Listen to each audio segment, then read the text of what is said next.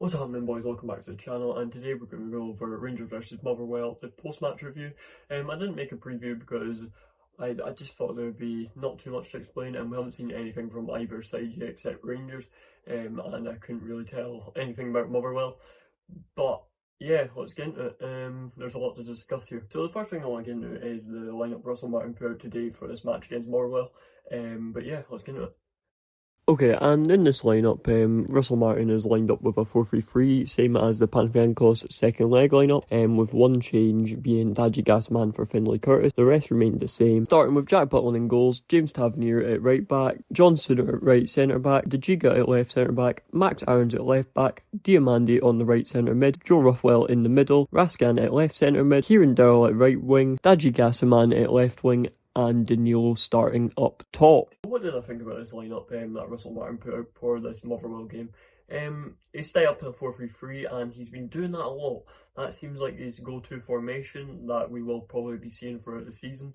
It was pretty much unchanged from the Panathinaikos game. The only thing that had been changed was Daji Gasman coming in for Finlay Curtis, finally getting his first Rangers start in a competition, which is brilliant.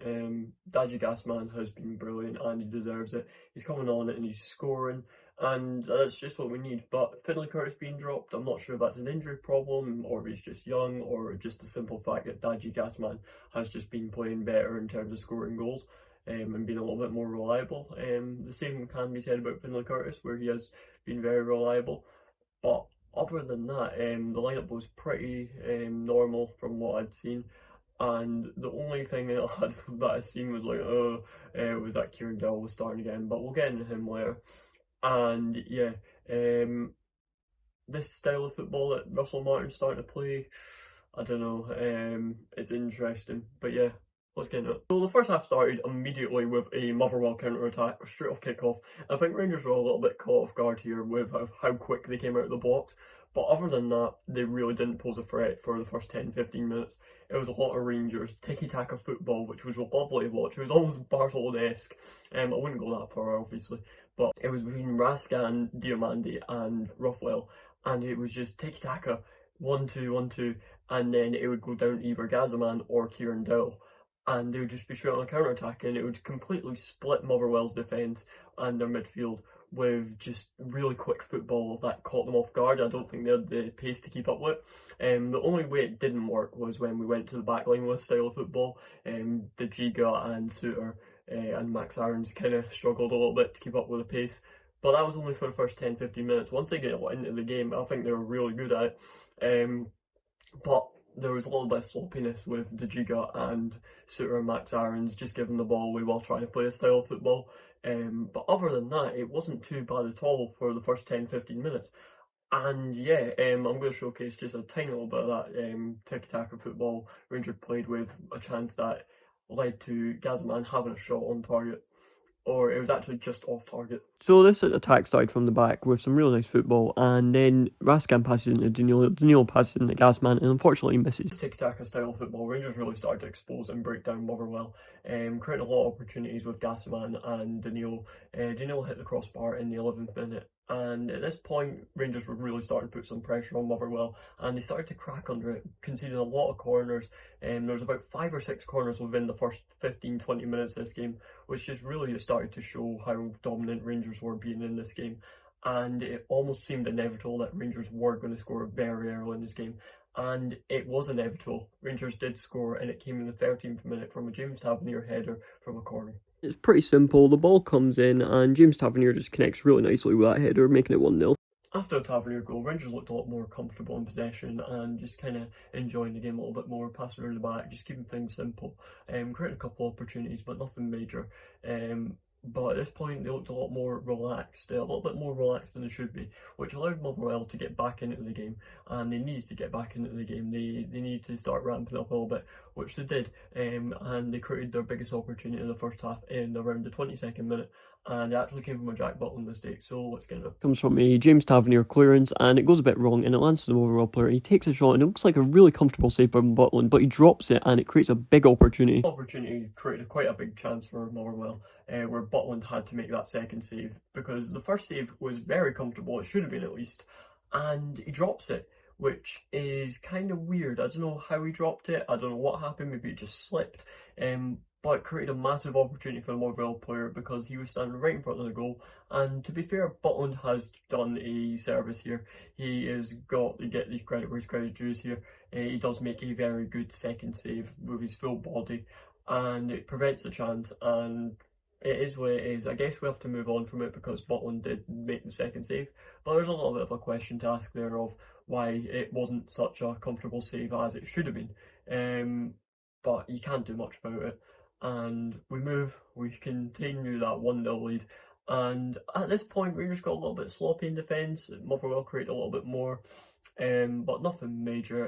Giga at this point was looking a little bit out of his comfort zone. His passes were going a bit wrong, but other than that, Rangers held out for the first half and it went pretty well. So we took a 1-0 lead into the first half. So let's get into the second half. And the second half started off very similarly to how Rangers started the first half, a lot of attacking football, and straight away a chance came from Kieran Dell and he crossed it into Daji Gasman, and yeah, let's have a look at it.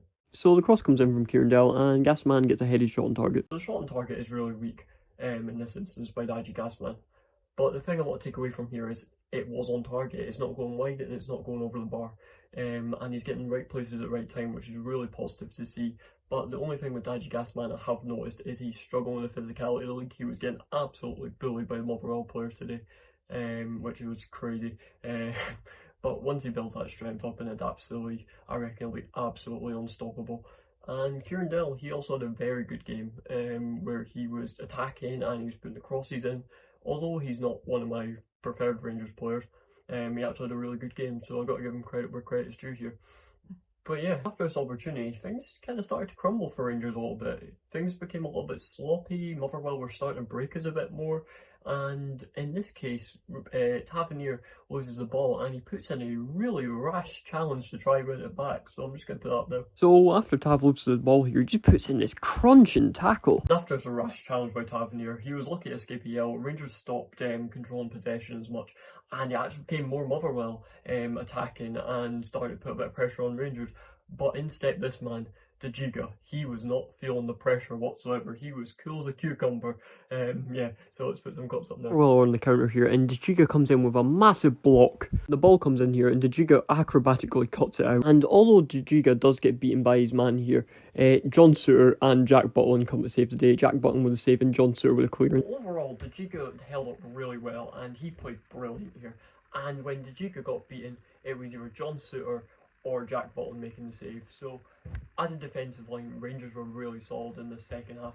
Even though Motherwell were really harshly attacking us at this point, we were getting absolutely pummeled by them, but we held up really strong, and that was good to see because Giga had a little bit of a stressful first half, and he's had a couple games for Rangers now where he hasn't looked his best and he's made a couple sloppy mistakes.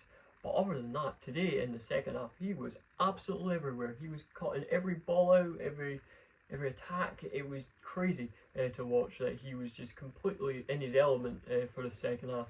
And hopefully he can carry that on to the next game because it's like he adapted to the league within one half. It was quite crazy to watch. But yeah, as a defensive whole, Rangers looked really good.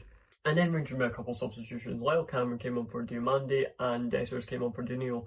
Lyle Cameron's debut was quite funny. Less than a minute into it, he comes on and he gets a yellow card, which I found quite funny.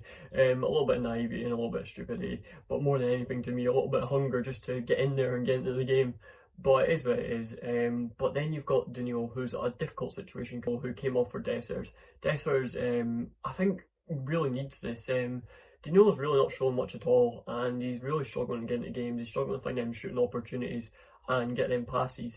But Dessers comes on and he makes an immediate impact, and the best example I can think of that recently is when he came on for Panathinaikos, and that was in the second leg, and almost instantly got an opportunity one-on-one with the goalkeeper. But Danilo's just not showing that. The hunger that Dessers normally shows, and Dessers a better attacking player in my opinion, where he can get into the better positions, he can create more opportunities. But the thing with Dessers is he's not the best shooter. He is a good shooter, but he can miss a lot of his shots as well. But when he gets it right, he gets it right. But the same can be said with Dino, but he's just not getting in the positions that Dessers would get into. So I'll see Dessers start the next game, and Dino will be benched, and see how that goes, just to compare who really should be starting. But after that, Cortez came on for Gazaman, and he didn't do too much, but he made a little cameo. And after that, Barron came on for Raskin, and that was just another one where Barron was a little bit hungry, had a couple of shots. It was nothing major, but then it hit the 86th minute, and it all crumbled.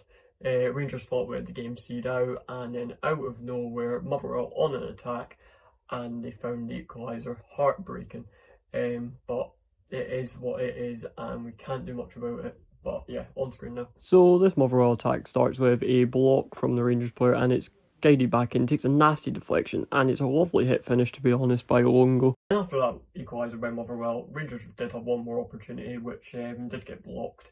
And then Motherwell, in the 93rd minute, nearly went and stole the whole game. They had a one-on-one counter-attack, and luckily Jack Butland came to save the day. And in this final attack of the game, Motherwell completely split Rangers' defence with one pass, and he's in, and I thought he was going to score, but it's a great save by Butland. Was it? The game ends 1-1 full time. Motherwell get the last opportunity, and ultimately it is a disappointing result for Rangers. We should have put the seal on the deal earlier in the game, getting that second goal, and that's ultimately where we tripped up. The second goal never came, and we allowed Motherwell back into the game, and they got their goal. And they've equalised, and it is just what it is. That's how the cookie crumbles. Motherwell were just the better team in the second half, let's be honest. And it is what it is. We need to improve from this if we're going to do anything in this league this year. And I mean, there's some positives we take from this. The tiki-taka football looked brilliant. We can't do it against all big teams, but if we can pull it off and make it look nice, it's good. But the thing I want to be focusing on is getting the results. If we're not getting the results, it means absolutely nothing at the end of the day. But yeah, that's how it went. That is it. That is it for this Rangers versus Motherwell review. Ultimately a disappointing result, but we can't get our heads too low because we've got Victoria Pleasant on Tuesday. So we'll look forward to that, and hopefully we can get a result in that game. But thank you for watching. Please like, subscribe, and do all that good stuff. Helps with our growth. But also I want to apologise, this upload was very late because the footage that I had originally recorded has been corrupted and I had to re-record this whole video. But yeah, thank you for watching. I've been GGD, and that is it. Root to it in a minute.